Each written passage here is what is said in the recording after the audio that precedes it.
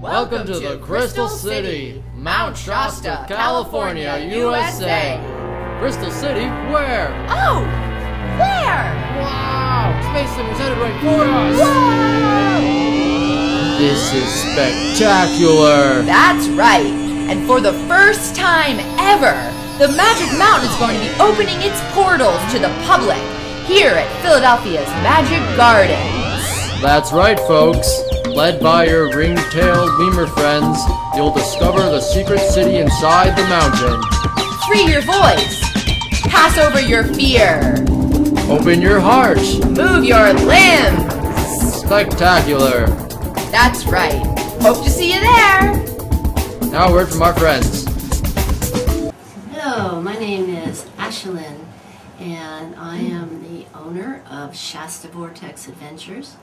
We offer guided tours in the Mount Shasta area, and they are sacred site tours and guided vision quests. So our most popular tours, people come here from all around the world to explore what it's like to be on a sacred mountain and to learn more about themselves.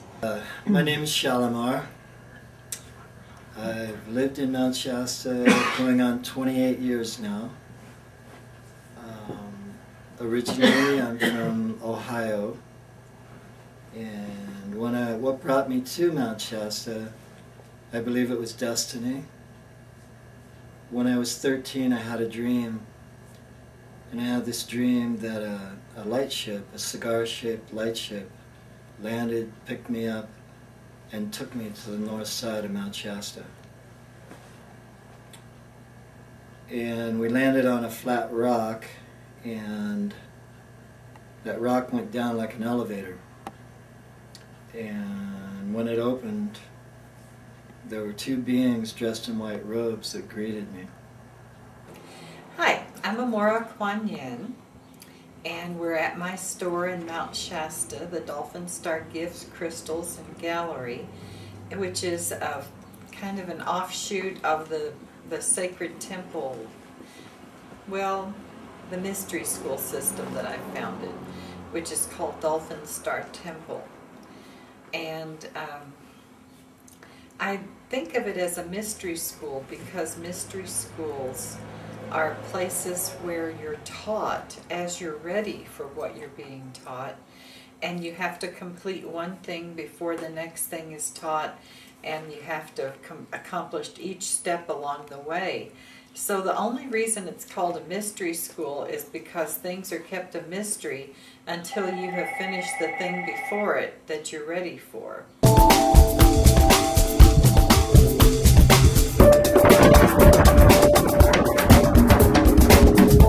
Having a 5-day dream. For some reason I went to sleep and they couldn't wake me up for 5 days. They even put me in the hospital. The doctors didn't know what to do. But I was fine. I was just in this dream, and the whole time I was seeing the mountain, and it was calling to me. To the mountain, Chris. I came to the mountain. You came to the mountain in search of improving health. I wanted the air, I wanted the water, I wanted the good vibes, the intelligence. And I came here and ended up with a whole selection of fresh vegetables, foods, and the sprouted almonds. Now where does this food come from? All of these things. Most of these things come from around here. Some of them come from a little ways further. Are they like grown in gardens? We haven't figured out how to grow Bragg's liquid amino. Oh, but that's so good for you. Well, you know, but we're working on it. We're learning. So, my name is Jennifer. I've been living here in Mount Shasta. It'll be 4 years next month. It'll be August 14th, and I came from Wisconsin. And how I got here was, and I must say that it surprised me, and yet, how do I want to say? It was like surprising, yet it was like a knowing, just an all-encompassing knowing. I was going through a transition with a partner, and during that transition, I just felt like I wanted to leave for the first time. And I could feel it in my whole being. and somebody's coming in my door.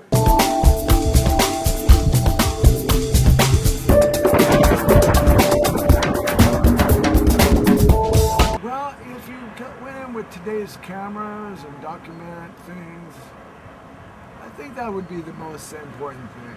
Because, you know, the world today does not know everything. Not even close. Not even close. But there's this thing that I've been connecting with is, why is the mountain calling people here? Right. People say, come to the mountain.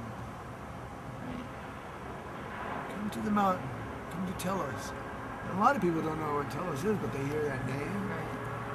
And then they look it up on the internet. They go, Mount Shasta. We got to go there. I interviewed over thousands of people so far in the last 9 years. And they all have a similar story where they have a vision, a dream, and they wake up and they're like, come to Telos. Come to the mountain. Of course I say, come to a day at Telos.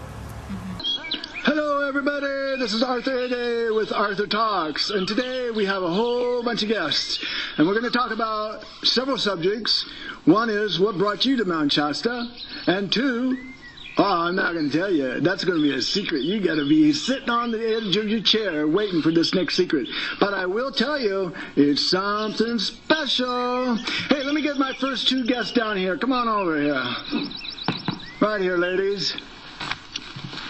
Hello. How about Diane? This is Diane Robbins. How about you tell us a little bit about what brought you here? All right. Well, you know, Arthur, sometimes fact is stranger than fiction. It is.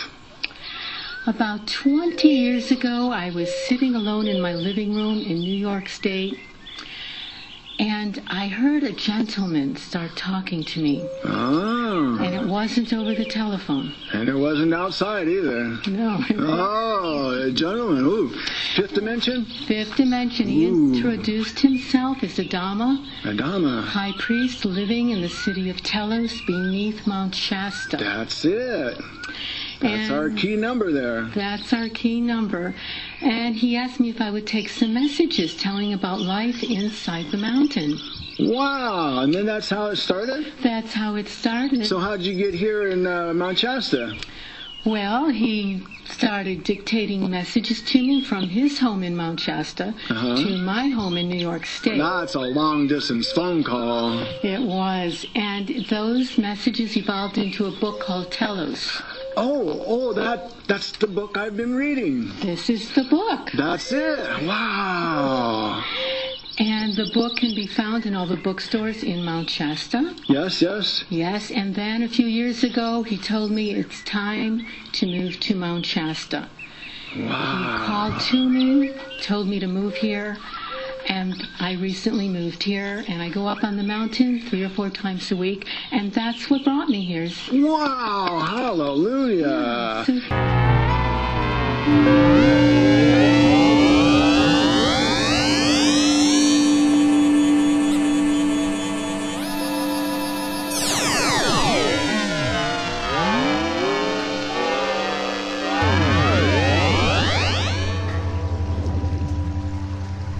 Greetings and welcome, open-minded viewers. Today on A Journey Through Aesthetic Realms, we have a glimpse of the enigmatic Lemurian people of Mount Shasta, California, USA.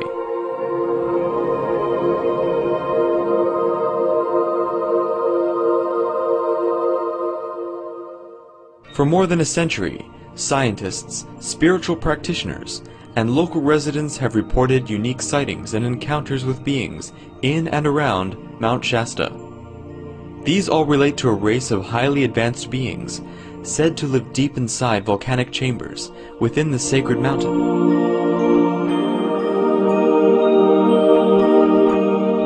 In the mid-19th century, paleontologists had described a continent, Lemuria, which used to bridge the Indian Ocean and allowed the migration of lemurs from Madagascar to India. In the 1880s, Frederick Spencer Oliver, an author, referred to a secret city, Telos, hidden deep inside Mount Shasta, and also mentioned the lost continent of Lemuria.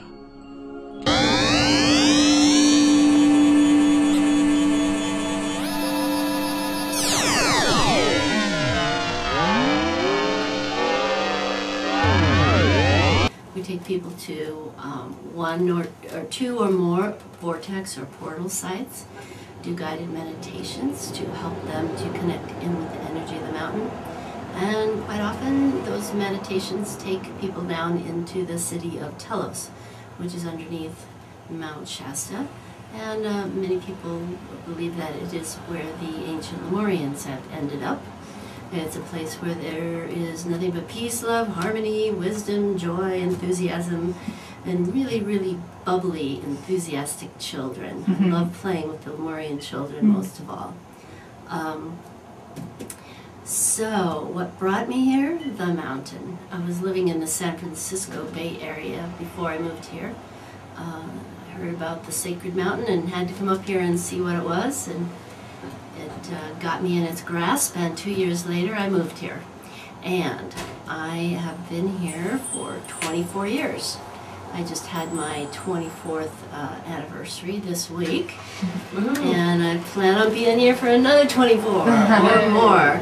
There's nowhere else I'd rather be on the planet than here. Yeah, I've been sitting on this magic mountain, meditating, hiking, doing intentions for so long that, you know, I feel like I'm one with the mountain or it's one with me, one or the other. Going somewhere else doesn't interest me at all. As far as magical experiences, I've got thousands. Lemuria was a place where people lived with nature, and they lived simply, and they lived free. But my understanding is why it didn't last is because it was overbalanced in the feminine principle, just as Atlantis was overbalanced in the male principle. And I believe that America, the destiny, the true destiny of America was to merge both Atlantis and Lemuria together. And in that merging, there would be a tremendous healing and a tremendous lifting of the Akashic records, of the fear of the wars, the battles that happened. And I believe now that America has gone through what it's gone through, that destiny is about to happen. You know, that America is going to become that light for the world. We've been told that at the point when 144,000 people fully awaken, there will be like a chain reaction that goes out through the planet where everyone will have at least a short reference point in what it would mean to come into their mastery and their Christ consciousness. So our point with the system is for healing and releasing things from the past that belong to the ego, and helping people become fully their true selves and stepping into their mastery in present time.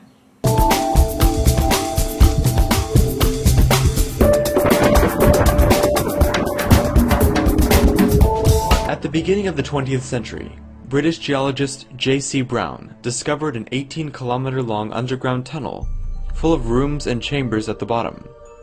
The walls were lined with timbered copper and hung with shields and wall pieces made of gold and inscribed with drawings and hieroglyphics. There was also evidence of people who were over 3 meters tall. Seeing the fine statues, worship place, and golden sun design, Mr. Brown was firmly convinced that he was witnessing the remnants of a lost civilization. He called it the Village Blitz. The discovery of British geologist J.C. Brown was not published until 30 years later.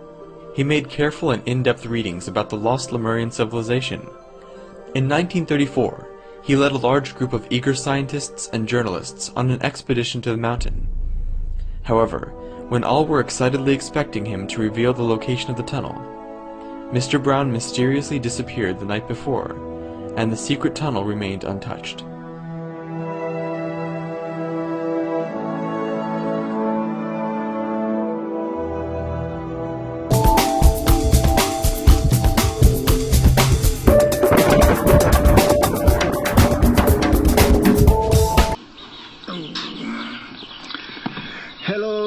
Seth, and you're Lee? I'm Lee. Lee, all right. They're going to tell us a little story about what brought you to Mount Shasta. Let's start out with you.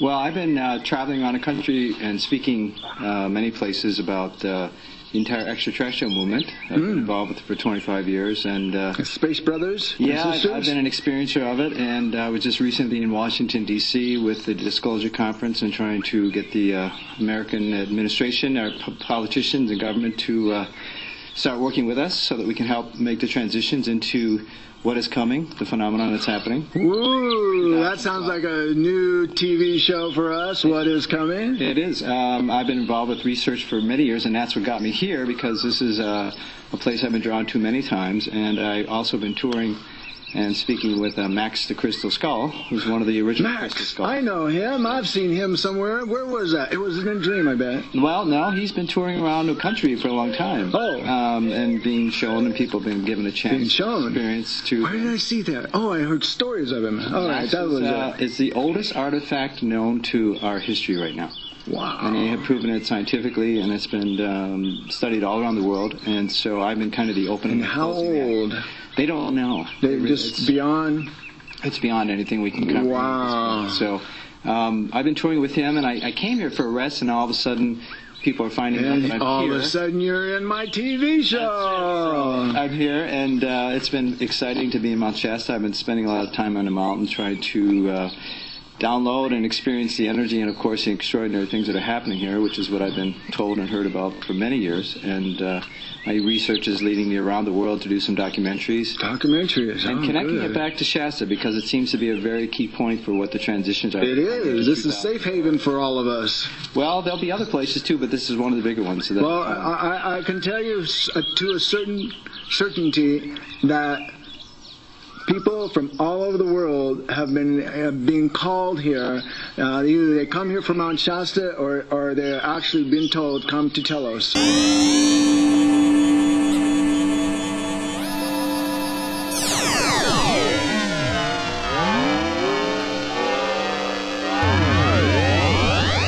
Well, Mount Shasta is a interdimensional gateway, portal. My understanding is 7 ley lines crisscross over top of Mount Shasta, and that creates an interdimensional portal. So you can watch ships coming in and going out into different dimensions. A portal is like a wormhole. Instead of, say, taking 1,000 years to, say, go from here to the star system Sirius, you can go directly through the sun and end up in Sirius. So Mount Shasta is like that too, where you can come from the sun and go right into Shasta and come directly here in no time, basically. So that's my experience with that. And there's all different kinds of ships that use that portal, that gateway. Do you have a, do you think there's any particular message associated with the supernatural occurrences? Yeah, you know, gosh, I think, like, you know, that we're all aliens. That's a message. That's a message,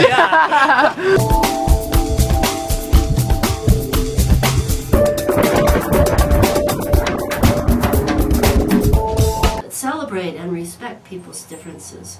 Quit this killing them because they're different. You know, they are children of God too. They have their own gifts, and everybody has a special, unique gift that needs to be explored and allowed to express itself, because without that, we're missing out on who knows what. So don't focus on what's going to happen in 2012. See how great you can make today. It's realizing that we are We are a sovereign being, and we're one with all of creation, not just this earth. We've been quarantined, but that quarantine has been released. And that's why we're having more ships coming in, more people seeing spaceships all over the world. It's our brothers and sisters coming back. And they're not to be worshipped. A lot of people are worshipping them. No, they're just the same as we are. They're just, may seem they're more evolved. And in some ways they're more evolved, and in other ways they're not as evolved. So we're here to share. We're here to share that, the beauty, to take each moment to see the beauty where you are. How many people, walk by a field of flowers and don't see it, or walk by a rose and don't see it. Every time we acknowledge beauty on the earth or within ourselves, we're acknowledging life.